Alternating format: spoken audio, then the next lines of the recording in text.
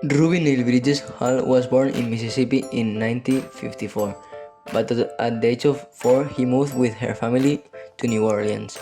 It was at that time that the National Association of the Advancement of Colored People, NAACP, asked the parents of Ruby Bridges to volunteer to integrate the school system. His father disagrees, but Rudy's mother saw the opportunity for him to receive the best education and also the possibility of creating a significant change for the coming generation of African American children.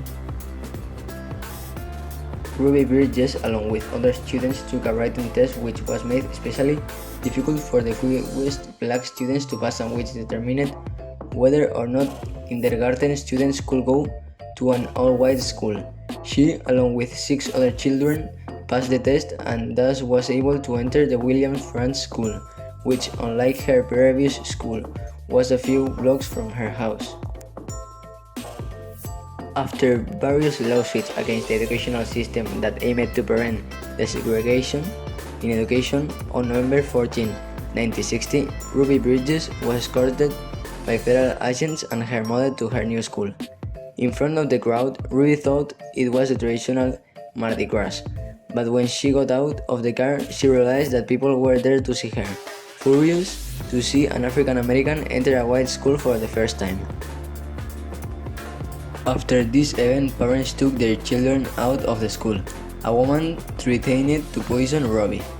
Another showed her a black doll in a coffin when she entered to school, and all but one teacher refused to teach her.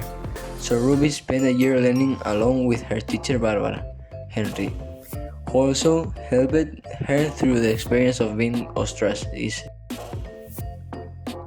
Even when Ruby had to go to the bedroom, she was escorted by federal agents, but she never complained.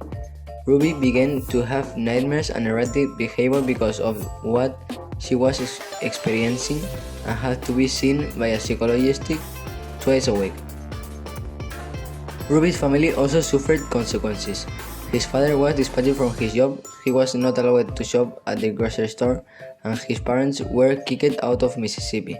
But after a while, various people, black and white, offered help to the family in various ways.